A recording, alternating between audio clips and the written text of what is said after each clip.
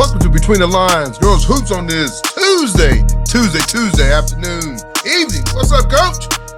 What's going on today? Man. Tuesday, man. Busy week. Got a lot going on, man.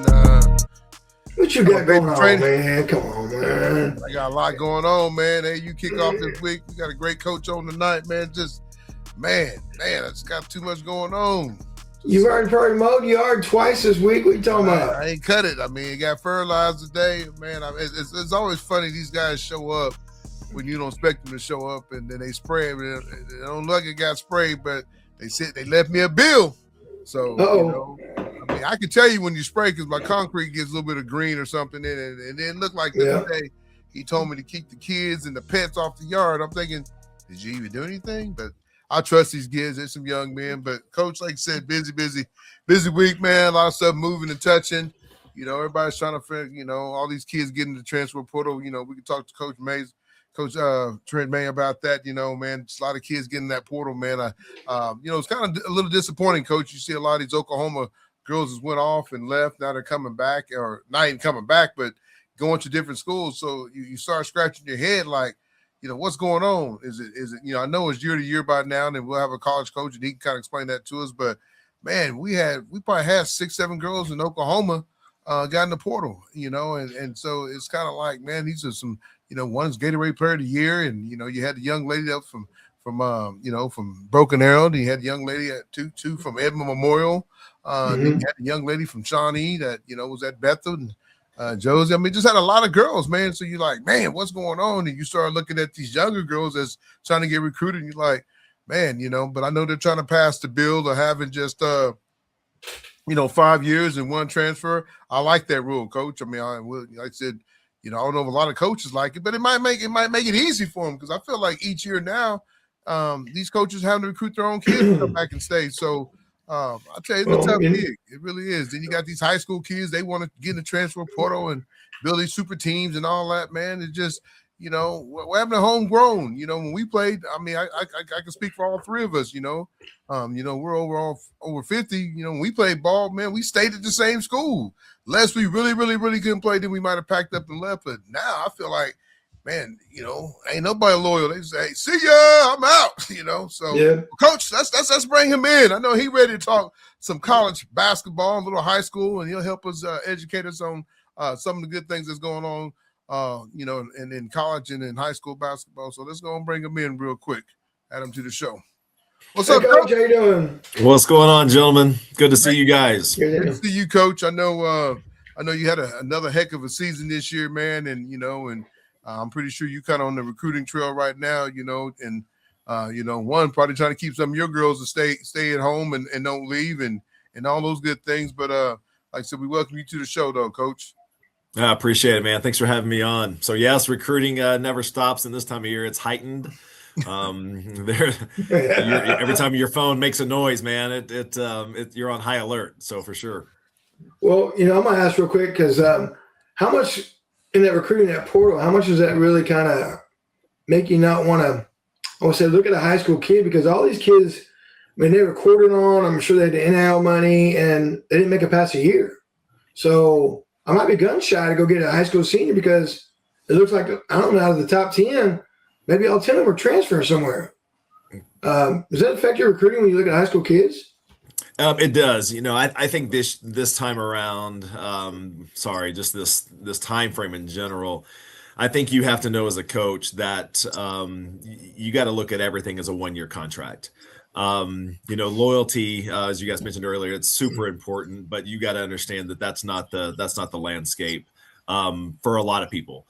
You have a smart margin of kids who it still is, and I think one thing that people say, well, coaches can leave anytime, but that's always been the nature. If you've ever moved when you were younger, it's probably because your parents got relocated or a job, or they took another job or changed jobs or got transferred, or if you're in the military, you're moving around all the time. And so I think as an adult, I think you have that freedom to take a job or to look at something different for your livelihood and your family. And for these kids these days, that's not the case. That it's the thing to do.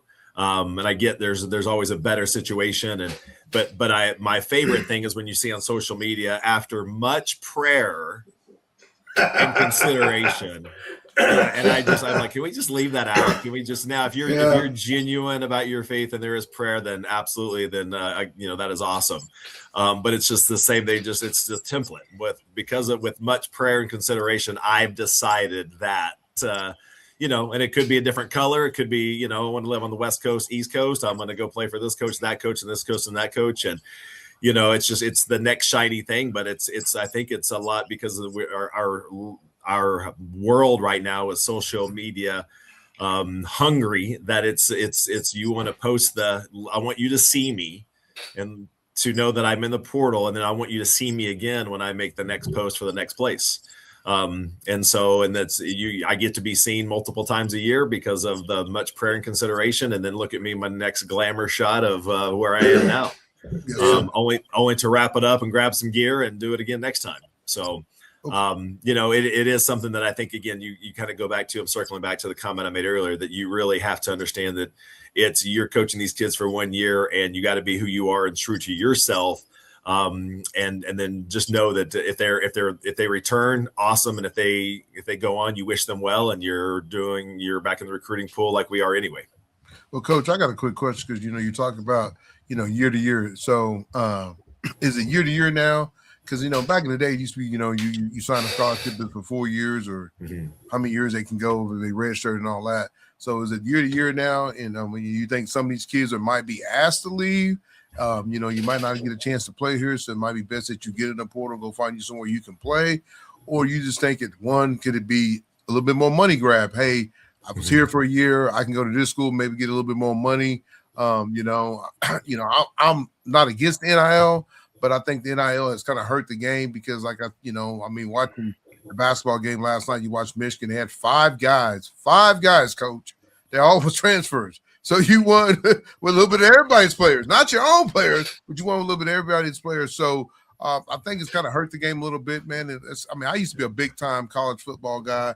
I could tell you every player's name on OU's team. I can't tell you that now because I don't know, because they might be here today and gone tomorrow, going at the next semester. So I think it's hurt the game a little bit with the transfer portal. I hope they do get it under control. I know they're kind of talking about going with 5 years and then you get one transfer. So I hope they do pass that. I know some people might not like it, but I think I love it. I'm fortunate. I did have a kid that wrestled at UCO, and he stayed all 5 years at the same school, and he won back-to-back national championship. Everybody was telling him to get in the portal and go find money, but he didn't. So I do like that. And I know you've been a college coach. You only got to try to recruit your kids and keep them here, but also try to are you going to go get high school kids? Are you jumping in the portal? Is it kind of scary to jump in the portal because they might be with you for a year, then they might leave, and the same thing with a high school kid. They might come for a year and say, you know what, I thought I like Southern Nazarene. I think I'm going to go down here now. So, if you can touch some of those points on that, please. Yeah, one thing you said that I think it's definitely fair to say, for the student athlete, that there are some that are absolutely asked to leave. You are signing a 1-year scholarship these days, and so I think that's a part that can't be overlooked. That there are some that are in the portal because it's like, hey, we think you're probably not going to play here. We think you'd be better suited somewhere else. So those conversations are absolutely had. So definitely want to be fair on that aspect. And so, but yeah, the 1-year piece is out there, and I think it is important to you mentioned the high school versus the portal, and I think a balance is necessary. I think if you get a freshman and you do a great job developing them, and they're coachable and all those things, and if they do well, there's a great chance they're leaving, at the same time. So I think it's one of those things you look at and you go, you may have either or for a year. And I think that's something as a coach that you got to be okay with that. You just got to know that's the landscape until they change anything or make a new ruling with the, one-time transfer or playing for 5 years. I think you just got to know, hey, right now I've got them for 1 year and I'm going to do the best I can with that 1 year that that I'm able. And then after that, it really depends on, again, the wind changes and they change. And so, but I think you got to be okay with that. And we've had players that have left in years before, and you just wish them well. And it's you can't take it personally, and that because right now, I mean, it's we're having some good traction in the portal with relationships that we've had with some girls, and sometimes it works out Division I, and sometimes it doesn't. Sometimes they want to come back home, and yes, sir. And some, I got a message from a girl the other day. She's like, I am just looking forward to having a great senior year and having fun, and just kind of a little bit of less pressure in her life, knowing that she could also play at this level.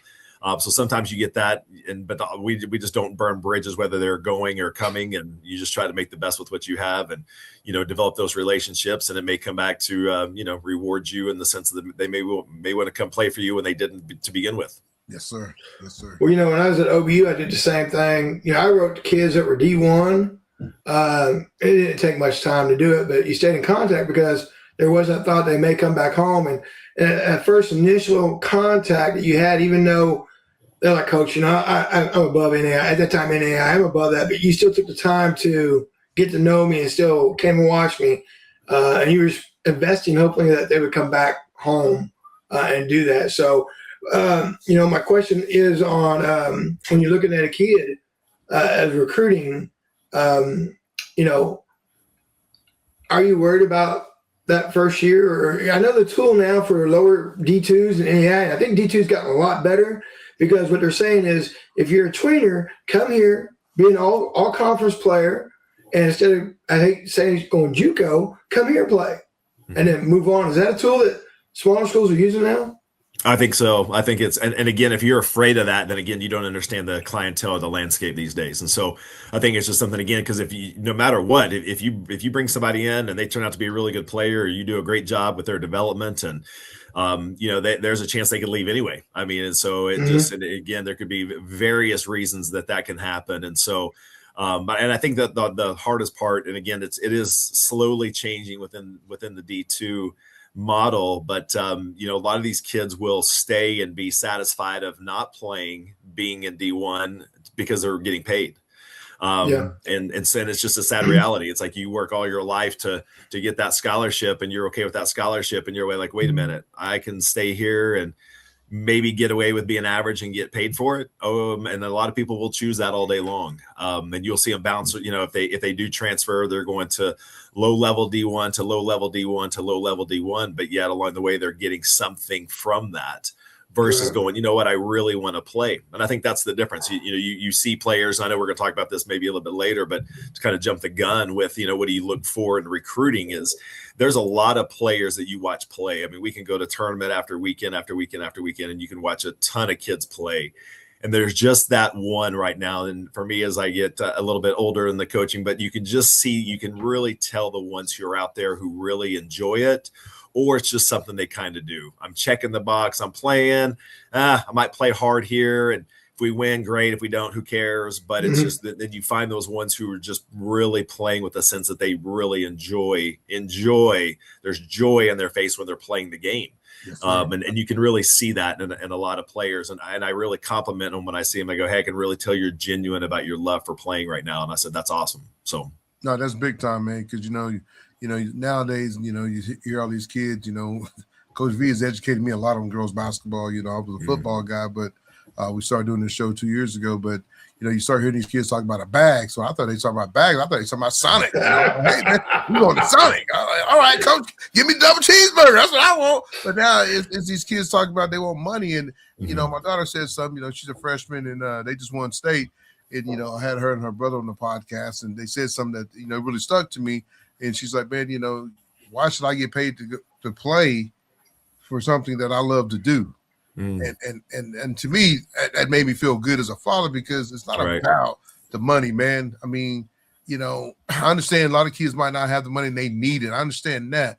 But some of these kids are just doing it just because, I want to be this and that. I want to have this bag. I want to have this nice car. And are you really using the money for the right things? Because if you ain't got nothing, why are we going out buying luxury cars and gold and chain and whatever, all the things we're getting? So, that's what kind of bothers me a little bit, because, one, that money's going to run out one day, and a lot of these kids are staying in college because they're getting paid and they're getting paid well. And, I know a commentator said something about this the other day, the guy on ESPN, he was like, these kids are making more money in some of these NFL guys, it's a real job.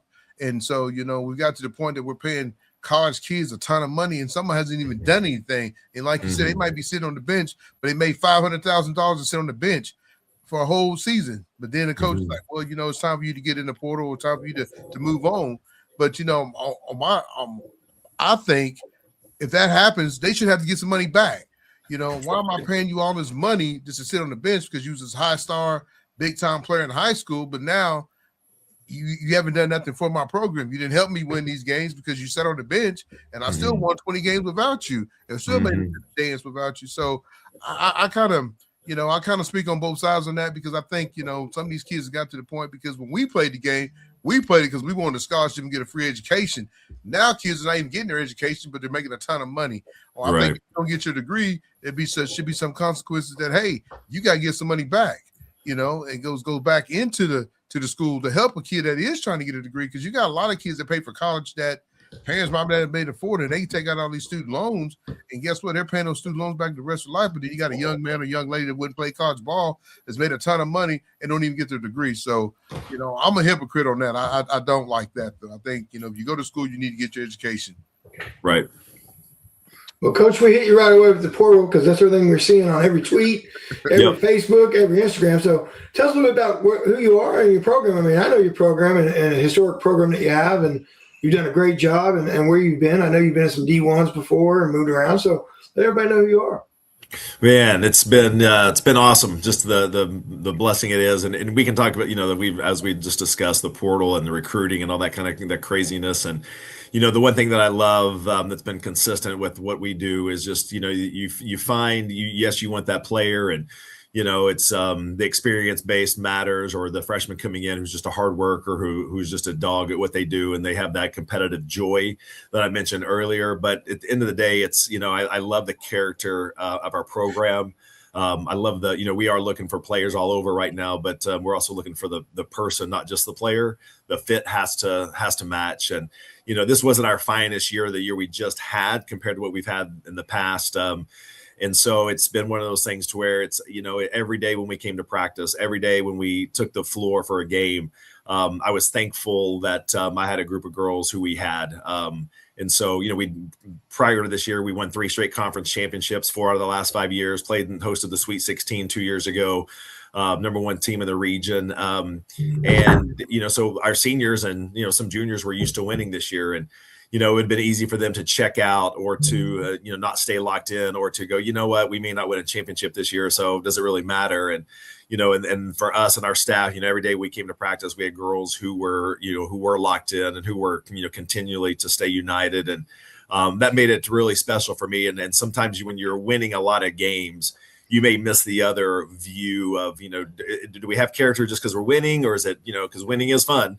We know that, and is that why it's good? But then when you really go back to what we did this year, and again, not our finest year, but you really see the foundation of your character being a huge strength. And so, I don't, hindsight's 2020. I probably wouldn't really still want that view, but when you see it, you really, you're really thankful for the players that you do recruit, and how they work out and get to your program, and what that looks like. And so, and I am, one of those people who when people say, hey, after much prayer and consideration, I think you have to put a lot of prayer into what you do. It's one of those things for me. It's a personal thing, but it's like, if I try to do it on my own, which I have many times, I screw it up. And so, but God's good. And so, but I just love the foundation of what our program is, and who we've had in it. And, a lot of winning along the way, but when you stay united and have a group of girls who are really locked in and dedicated to, 1, the university, and then 2, the program and each other, you are gonna get a lot of wins that way. And it is the right way. So I've been here for 8 years now. I was formerly at Grand Canyon University in Phoenix, Arizona for 11 years, and took that team from D2 to D1 through the transition piece. And we did really well through that time. And I had a lot of people tell me, they're like, hey, a lot of coaches don't make it through that transition period, and I'm like, oh, we're rolling. We're doing great, because everyone on the outside of the world were patting us on the back for what we were doing. And yet our administration was like, wait. we should be winning a national championship in year one. So what are we doing? And so, but it was awesome. I loved it. And I was an assistant coach way back in the good old days. You mentioned NEIA when SNU women's basketball played for 5 national championships in a row. We had a nice, pipeline of international players, and one player who ended up, Ostuna Jai, who played in the WNBA and won a world championship for the Detroit Shock. And there's not a lot of D2 schools or NEI schools around the area who had a great, her 4-time national champ, and then spoke 7 fluent languages, and then won a world, championship with the Detroit Shock. So pretty fun story with that. But so being back here as a head coach for 8 years, and I say 8 and just can't believe it. Obviously you get older, but it just flies by. But it's just a great place. I've enjoyed my career, being just around the people, amazing staffs along the way, some great players, great memories, and just, it's a blessing. Obviously with everything, there's things you're like, wish I didn't have to do that today. But, sometimes I was having a conversation today with a coach of just like, obviously you have to do some stuff in life that you don't want to do, but allows you to do the stuff that you do want to do. And that for me has been coaching, and, it's been a blessing along the way. So super excited and still passionate as ever, and excited about the years to come, regardless of what the portal looks like, or NIL or revenue sharing or any of those concepts. It's just, you still, when you walk into that gym, you still got a whistle, you still got coaches around you that you love, and you got players that you want to mold into, phenomenal leaders and women in life. Well, Coach, you talk about, your recruiting, and I know you've been known to get a lot of girls, from different parts of the country. So how do you do that? Because you're here in Oklahoma. So do are you watching film of them? Are they sending you film? So because you have done a great job getting girls from from all over. So how does that come about? Well, personally, it's yes, all over the country, but we've had a lot of players from all over the world, and we've Australia. I tell you, man, I got to go down there twice at my former school, for recruiting and coaching opportunities, and man, I just tell you, I've coached 9 Australians to this date, and it is an amazing culture. In fact, that we're talking about this is funny because I was having a conversation about them today, and I've just been extremely fortunate with some phenomenal girls from Australia that have their culture is just different in the landscape of athletics. You come to America and we're crazy, we're obsessed. It's and to the extreme, right? And just a fun comment, just to give them some love. When their club organizations are way different there. You can start out at a club there at 5 years old and play till you're 45 years old, and for the same club. We're club over here in America ends at pretty much after your junior year in high school, but they keep playing. And if you ever turn on the ticker on TV or you're watching a sports show, and you'll see that there's been another soccer champion awarded, right? If you follow professional soccer, it's like everywhere in the world that plays soccer, there's always a championship like every other week. But in Australia, there's clubs all over the continent there, and they literally play 8 weeks, 10 weeks, and somebody's being crowned a champion, and they take a couple weeks off, and they start it right back over again. And you can play there. You can be playing with your daughter if you're old enough, like LeBron is here. But they over there, they don't get on their referees over there. They let them do their job. I'm sure you have your anomaly, right? Your low percentage that isn't pleased with a call, but over here, it's obnoxious. It's sad. It's gross. They don't cheer for when you travel. Like if we're playing against each other in your team and you travel, they're not applauding that, because they're not cheering you on because you made a mistake. It's different.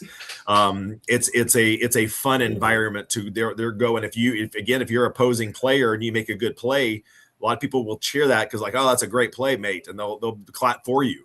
And so it's just way different. And so recruiting Australians and they come over here and guys, I'm not kidding you. They'll thank you for the practice. Like after the training, no matter how the temperament was, what kind of reps they got, if they were chewed out or anything after the practice, coach, thanks for the training, good practice today, and I don't think I've ever heard Americans still to this day of all the players I've coached, they've never said thank you after a practice. And their families, the support has been phenomenal. They have never once, you talk about as close to a 10 as you could possibly have, whether their daughters play, start, don't play. it's been remarkable just to witness a group of people that just really get what athletics is about. And we've lost that over here in a lot of ways. I've recruited some phenomenal players, and if their daughters play, they're your buddy. And if they don't, or didn't get as much playing time, man, they will. Yeah. You got leprosy, man. You're out. You don't matter. It's the mafia. You're hit. You're done. It's over.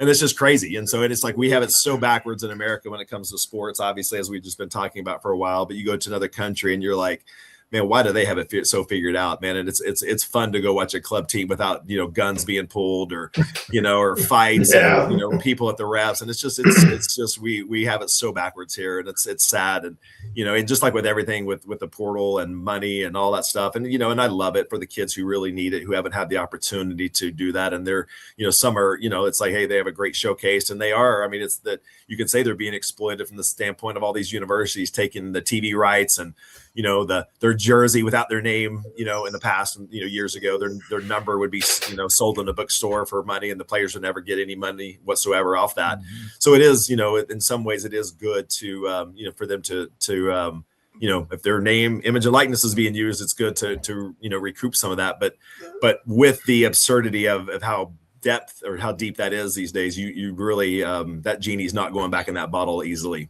And that's the same thing with, you go to these club tournaments, man, and you basically need a tetanus shot for, just the vile things you hear from the stands. It's sad. And so, yeah. So anyway, so just a snapshot of just like the people that I've recruited around the world. And again, to come into the culture, and, we are located in Bethany, Oklahoma. And sometimes I look around, I'm like, a couple years ago, we had a girl from Japan, and she was phenomenal and loved having her. With girls from Italy and Spain and, Latvia, again, Australia and Canada. And it's been really fun to just kind of look around and go, man, it's just, how'd they get here? But yet they've done a fantastic job of understanding what our culture is about and fitting into that culture and, to Christian University and representing the university well and our program well at the same time. A couple things on that, Coach. One is, it's kind of amazing some of the things they appreciate that you take for common numbers. I had a young man from Africa, he's a bit 7-footer. We went to go get a snow cone. And I said, we're going to get a snow cone. And I gave him a snow cone. And he honestly looked at me and goes, Coach, why do they call it a snow cone? I'm like, it's ice. And he never had a snow cone ever in his life. And, and it's just something that you're kind of, wow, really? You don't have that over there? And we went to Cane's to order. And he says, Coach, what do I order? And I said, well, never ordered at a restaurant. The things that we take for granted, there's just like things like that, And the second thing on your pipeline, it's kind of funny, I know you're back there with synagogue kids back in the day. Once you hit one, they really feed each other. Yeah, it goes real quick. Like, oh, we're going to Nesco right there. It feeds fast. Mm-hmm. Yeah, and sadly, I haven't gotten back into that pool yet, so it's kind of work in progress right there, but. So yeah, but that's been the Australian pipeline has been great, and again, just the opportunities, and it's crazy. It's like all the businesses we have here. Like I'm a huge fan of HTO, right? I don't know if you guys are fans of that or not, but and like back in Australia, they don't have Cane's, they don't have Chick-fil-A, they don't have any of the tea places that we have, and I'm like, man, I'm thinking about, I need to go franchise, over in Australia and just kill it. So make some knockoffs or something, because they don't have a lot of the things that, that we, again, have over here. So, Coach, how's your recruiting here in Oklahoma? I know we got a lot of great basketball, here in the state of Oklahoma. Do you get a chance to get out to any of the state tournaments or any of the playoff games and get to watch any of the girls this year? Sure did, It's a bittersweet. The years before, 5 straight national tournaments, you don't get to really see the state tournament. So I was not happy at those playoff games, to be honest. I hadn't been there in a while. I get to see the new Coliseum, right? Yes, sir. That was really neat to be in there. I didn't want to be, but if you're not playing the national tournament, then that's the next best place to be. And so, yeah, it was just really fun. The electric atmosphere of the passionate fans, in a good way. The fans were good for most part. But I watched a lot of players who really got after it, and you could see again that genuine joy of competition, and and there was some. It was just fun because again, the last few years we hadn't been around. We've been in our own national tournament, and which has been awesome. And so you just kind of forget what the state tournament's like, and getting to watch them compete at a high level. And so it was really cool just to really sit back and watch some really talented Oklahoma teams and really get after it. And and it's sometimes you just don't get to see them throughout the year. It's everyone's busy, but we don't have a giant staff, so it's one of those things you don't get to cover a lot of ground that you would like to. And so it was really neat just watching some players that we hadn't seen play this year. And I tell you what, there's some talent for sure. And there's a great pool in the state that absolutely will be recruited. Yes, sir. Well, being a Christian-based school and being a D2, share what you do in the community. I know Bethany, Southern Nazarene. I mean, it's like you think Southern Nazarene was the city and Bethany was because when you say Bethany, you think of Southern Nazarene automatically. Talk about the things you do in the community as a Christian-based school and a small school.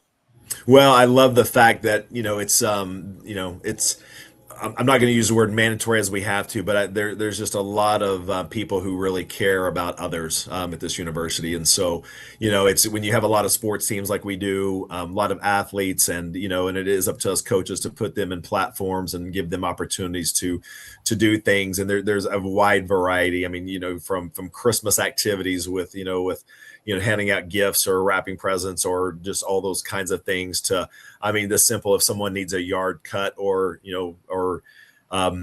weeds pulled or just things of you just can imagine with a lot of connections that people have. And when people need something that SNU is ready to help, and a lot of food bank opportunities as well. And just seeing kids at elementary schools, right? Just simply welcoming them then to school on any given day. And you're helping open car doors and just high-fiving them into school. And and just why it's fun just to watch the kids and just their expressions when they're like, "Who are you?" And then some kids are all in it. Some kids are just waking up. So you get all kinds of, interesting looks. But yeah, I think there's just so many opportunities to be able to give back. And, and I'm glad to be at a school who advocates for that. And, and wants our athletes to be in front of serving opportunities. And, and that's just something that you should be able to do, because we also, are given a lot and you want to give things in return. Yes, sir. Yes, sir. Well, Coach, what do you got planned for the rest of the summer? I mean, I know you're off right now. Like I said, I know you didn't finish the way you wanted to, but, what you got going right now? Are you recruiting, or you just kind of taking a bunch of phone calls, or just you just you want to finalize that roster. That's your number one priority at this given time. We're still in school right now, so player development is still super important. We're having workouts with our returners, and just any tiny little detail to enhance their game and to pour into them these last few weeks before they're out in the summer. D2, you don't get to have player workouts over the summer, and so they're going home, and you're sending them programs and wishing them well and checking in on them, that kind of stuff, but we don't get to have our hands on with workouts. So, it's one of those things. So we're taking advantage of that time while we have them, and just getting some really good reps in, and, a little bit different atmosphere than, preparing and playing like you do in January and February and March. But right now it's just, getting really good reps and that foundation built for next year, and then recruiting your tail off to make sure that we're back to our winning ways and collecting those championships. The portal's like car shopping. You see so many, it's like I got all these cars now. Every time it's around, like, oh, that kid's good, and go, wait a minute, that kid's good. You're kind of like, it's just kind of consistently great players are in that portal that I think. And does it get overwhelming? Who do you go after? Well, so that can be kind of a myth at our level. There's some really good players, but you got to know your limits a little bit, right? You got to know, it's, all the girls who left Tennessee and Florida, Iowa State, all that kind of stuff, probably not going to be getting them. And so, you're kind of whittling down, you kind of cut off about 80% right off the top. And, we've been in this game for a while. And so you look around and you're familiar with players, that you've recruited before, or that you saw play in high school, and you got to know if they're at a school and they're averaging 9 points and 5 rebounds and they're in the portal, they're going up, they're not coming down. very rarely does that happen. And so, you're sometimes you look at the player who's played, she's averaging 4 minutes a game and she's 2.1 points and 1.8 rebounds. And you're going, well, they got D1 has 15 full scholarships. So I know why they took a chance on her, but D2, I don't have to take that chance. And so, so there's, not every Division I player comes down to D2 is pans out to be a good D2 player.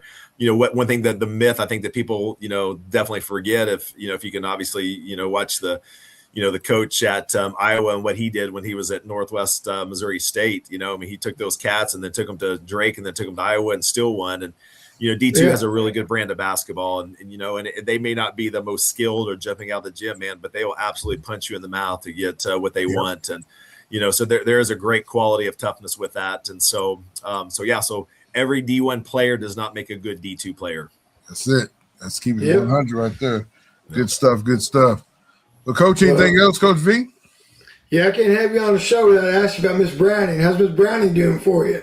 Man, that girl, I love her no fear attitude. And, I just enjoy her a lot. And obviously, I've got Coach Frankie Parks with us, and she played for him for that last year in high school. And so, she kind of knew him obviously a lot more than she knew me. And so, but just through the year, you got when you got a point guard, and she's a freshman and playing quite a bit, and you don't know her as well as the assistant, man, it takes a little time to get that forge that relationship. And, and to especially, it's for me, if we are best friends if you take care of that ball. If you're having a little difficulty, discerning which team to throw it to, we're gonna butt heads a little bit, but she's a warrior. I've been there. Yeah, I've been there. Yeah, she's a warrior, man. She gets after it. But I appreciate the fact that that I know that it's pure, man. It's genuine, and she's good people. Yep, she is. Yeah, I know she's undersized, but Coach V talks highly of her. Says she's a ball player. She can play. So, Coach May, if you ever want to get her, I got a 4th grade sideways ponytail picture. Just let me know. I sent it to you. Man, then you know where to find me, man. I'd love to throw that up on our social media tomorrow. So yeah. So, Coach, how many young ladies are you graduating going to have to replace this upcoming season? We have, sometimes we have a few walk-ons. But we have 4 seniors that are graduating and phenomenal ladies, and they've won a lot. So I got 3 seniors who have been here for 4 straight years. The loyalty piece, right? They have 3 championship rings, and the other senior came after her freshman year, and she got 2 championship rings. So a lot of winning with those ladies, but they're phenomenal people, and they're all 4 going to do great things in life, and I don't worry about them for a second. And then some other players who maybe played a little bit or didn't play a lot of time. So we have 8 new roster spots open, 4 seniors and 4 that are doing something different next year. And I don't even know if that's playing for some of them, so it's new team, man, but that's again the landscape that we're in. And so you might lose 1 here or there every now and then. Sometimes you might lose, 8, but hey, that's the part there's no deficiency in the recruiting opportunities, that's for sure. It's not like, where do I find the players? The transfer portal is real and highly in effect right now. It's kind of like Jimmy's Denny's hotcakes. It's hopping, you know what I'm saying? It's hopping, man.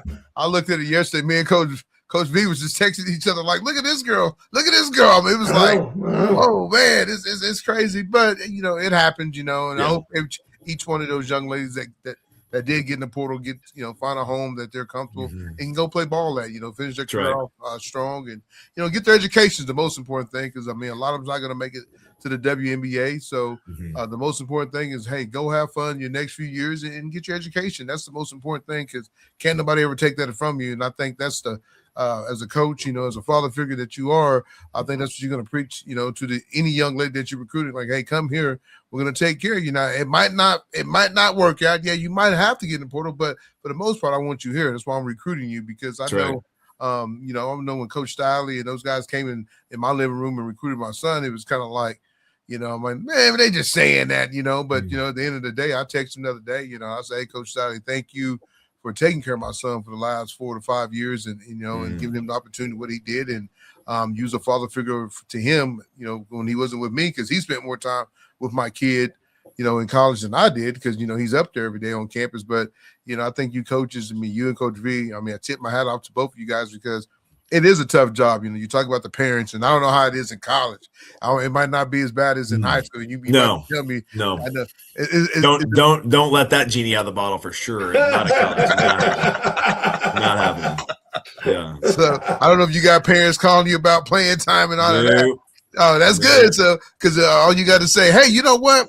If you want to complain about her playing time, I'm gonna do you a favor. I'm gonna get you a Greyhound ticket and see ya. So you ain't got to worry about it. But Coach V can't do that, because he might be in the principal's office. That's right. He might be in the principal's office on Monday. But no, like I said, tip my hat out to both of you guys, man. Thank you, Coach May, for coming on. I know I've got a chance to, meet you a couple of times. I know my daughter went to your camp last year, so I know you'll do a great job. I know Ernie Crane's a big fan of you. I know he loves you to death. So I was, the twins and Zoe, they all play AU ball together. So that's awesome. I just told Misty, I said, guess who I get to have on the show? She's, oh my God, on the show. So I know she's gonna be excited about watching this show. So Ernie might stay tuned in. He might miss golf to come watch this show. So that's good though. He should. He needs a break from being, slaving on a golf course and all that fun stuff. Yeah. Yeah. Good people, man. It's good people. Well, I appreciate you guys and having us on, man. If you guys ever around, man, stop by. We'd love to see y'all for sure. No, we appreciate you, Coach. Appreciate it, Coach. Good luck to you like this upcoming season. Go find you 8 beautiful young ladies and help you win another championship, though. I know that's what you're looking for. You got it, man. We're going to do just that. All right. You take care, Coach. Thanks, guys. Thank you, Coach. All right. All right. Folks, Coach May, outstanding coach over there at Southern Nazarene, has done a great job. He's coached for a while. He coaches, some D1, and you can just kind of tell he's a player's coach, man. You can tell everybody loves, his attitude, his demeanor. Runs a great camp. I know last year my daughter got a chance to go to his camp, and he runs a really, really good camp. You talk about going to some of these other camps, man, they're kind of like, but he ran a tough camp. He ran a good camp. I'm not going to knock any other camps that she went to, but I know that camp, she really enjoyed it, got after it, a lot of good, ball work, a lot of getting down and dirty. He said something that, that really, really tickled me, and this is you, Coach, and this is old school coaching. When he's out there recruiting, he's out there at these games, and that's what I tell kids all the time. You never know who's looking. You never know who's in the stand, excuse me, looking. And he says, hey, I know that young lady enjoys the game. She's hustling every play. She's down and dirty. Some of these kids go through the motion. You might be the top player in the state. You might be an All-American. You might be a Gatorade player. But if you're going through the motions, he might think you got all the talent, but he's looking at, man, she don't hustle every play. She's not going hard on defense. Oh, we lost the game, but she's on her phone looking like, I'm ready to make my next TikTok, Right. And so that's what, as a parent, that's who I want my kid to play for, somebody like that, because one, you're going to get her ready for basketball, too, but you're going to get her ready for real life. And that goes a long way, Coach, because basketball only lasts for so long. One, injuries, two, it might not just work out. You might be good when you're 5, 6, 7, 8 years old. Then you get in high school and college, and there's always going to be kids better than you. So you got to be prepared for that. And sometimes these kids hear, you're the greatest, you're the greatest, you're the greatest. And when they go off and play in the college, there's girls 10 times better than them, so they don't know how to handle that pressure. So then they fold, and then they get into the depression stage, or, oh, mama, he don't like me here. No, you're not doing the things. Are you getting up and getting your shot? I learned something again tonight, Coach. I didn't know in D2 you couldn't stay, so you have to go home. You can't stay on campus and work. No, they don't have the, you bring them back maybe to work at camps, but they don't get to stay very much. I mean, if they do, it's on their own dime, or our Coach May's got something to get a kid graduated or something. But when school's over, they're over. They'll video workouts, and stuff like that, and they come to camp. Most of the time they're gone, they're home, and especially as international players. Either they're going home or they're staying and doing summer school to graduate if they're behind a credit. Because some of them come over with the ESL. They don't speak English, so they take like a first semester or first year almost of no credit. Those kids usually stay if they have, but you got to find money for them to do it.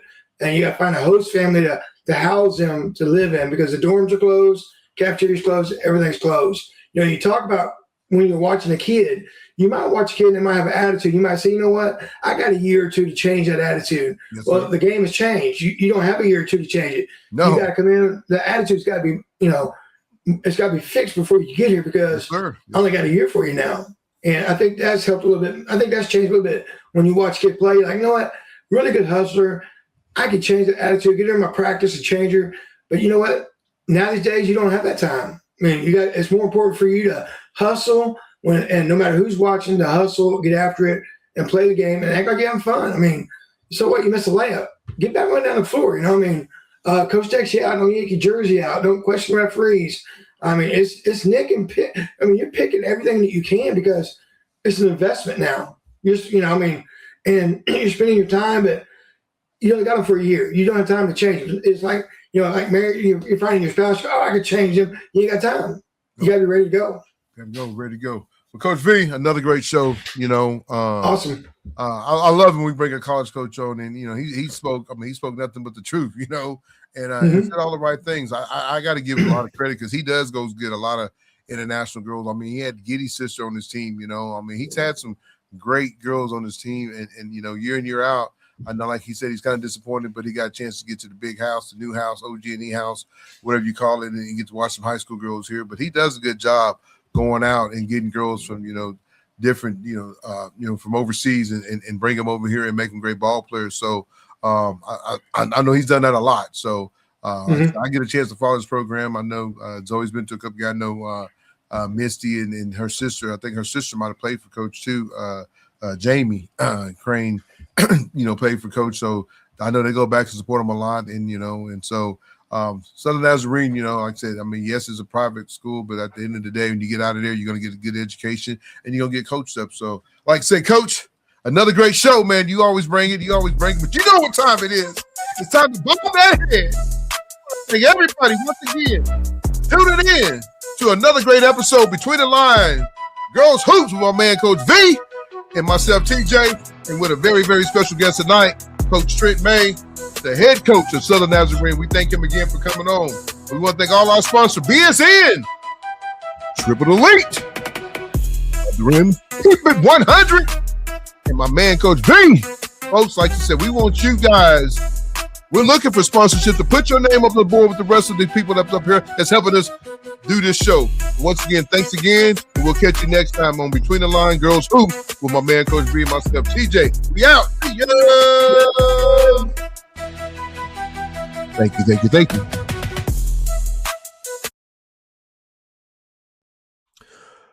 We'd like to thank the following sponsors: Above the Line Hoops, Prep Girl Hoops, Keep It 100, and for the latest in high school girls basketball action, check out the podcast on YouTube.